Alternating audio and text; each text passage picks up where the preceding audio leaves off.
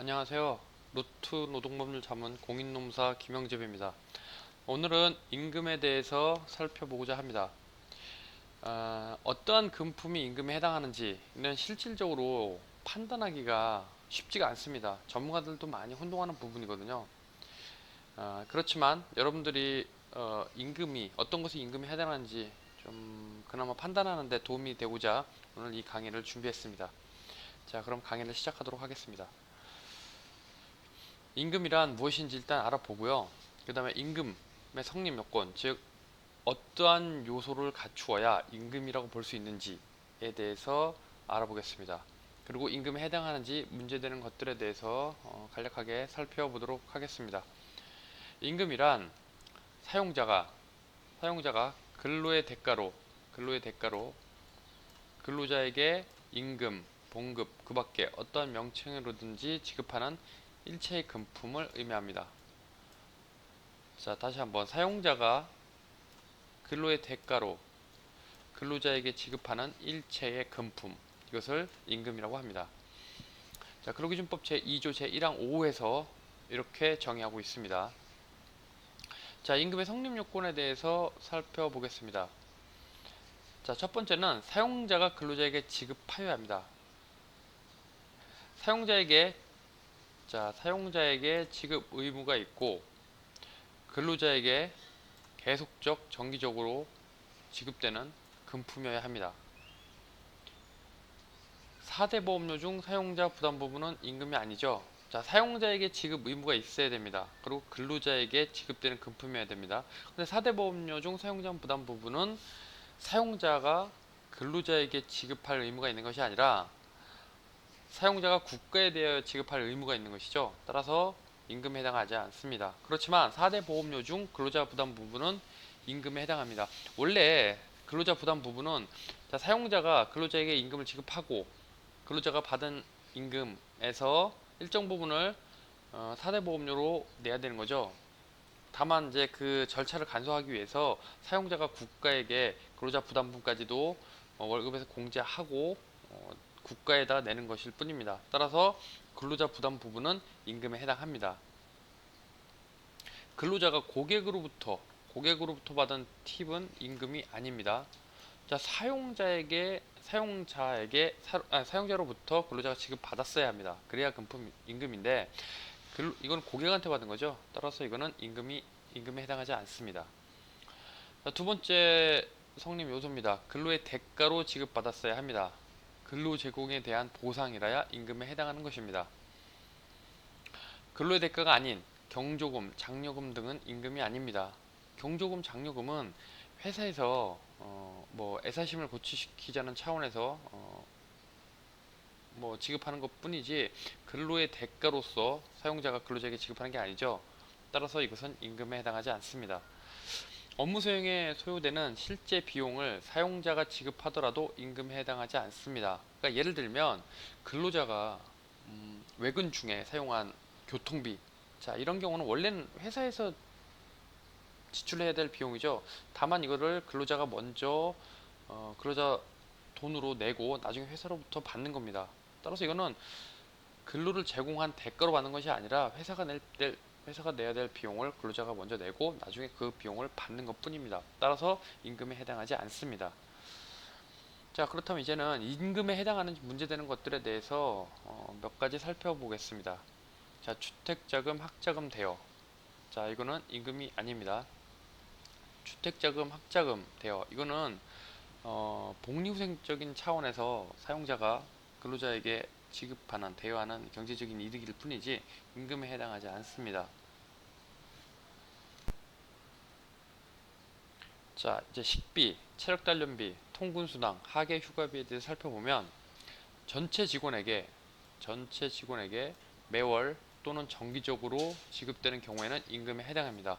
자, 식비 경우에 보통 어떻습니까? 보통 회사에서 10만 원 정도를 뭐 회사에 따라 다릅니다만 10만 원 정도를 식대라고 하여 매달 지급하죠. 자, 이런 경우에는 임금에 해당됩니다. 그리고 통근수당도 보통 회사에 따라 다르긴 합니다만 매월 10만 원씩 근로자에게 지급하는 회사가 좀 많을 겁니다.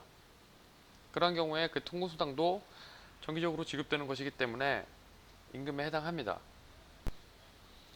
자, 체력 단련비를 보면 뭐 분기마다 지급되는 분기마다 회사에서 근로자에게 지급하는 경우도 있고 또는 뭐 반기마다 지급하는 경우도 있죠. 자, 이렇게 전체 직원에게 정기적으로 지급된다면 이것도 임금에 해당합니다.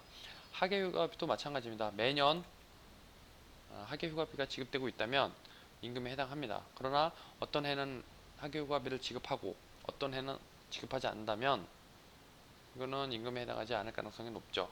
네. 자, 이제 가족수당, 학비보조금을 보겠습니다. 일정한 요건을 갖춘 종업원, 일정한 요건을 갖춘 종업원에게 일률적 정기적으로 지급된 경우는 임금에 해당합니다. 예를 들면 뭐 대리급 이상의 종업원들에게는 매달 가족수당이나 뭐 또는 학비보조금을 뭐 10만 원씩 지급한다.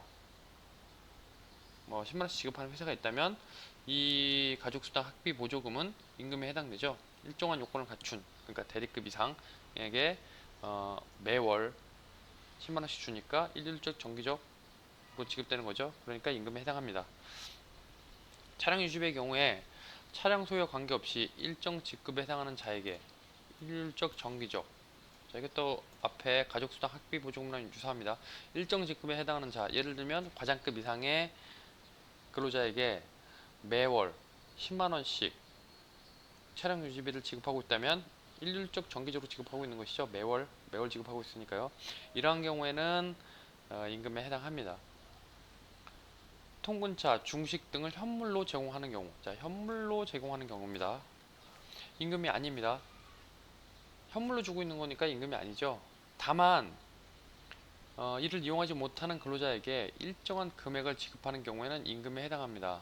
그러니까 회사에서 통근차를 운행하고 있거나 뭐 회사 식당에서 근로자들에게 점심을 주고 있다면 이거는 임금이 아닙니다. 다만 통근차 이용하지 못한 근로자, 그리고 그날 뭐 점심을 먹지 않은 근로자들에게 뭐 얼마씩 일정 금액을 지급하고 있다면 이것은 임금에 해당된다는 그런 의미입니다. 잘 구분하셔야 됩니다.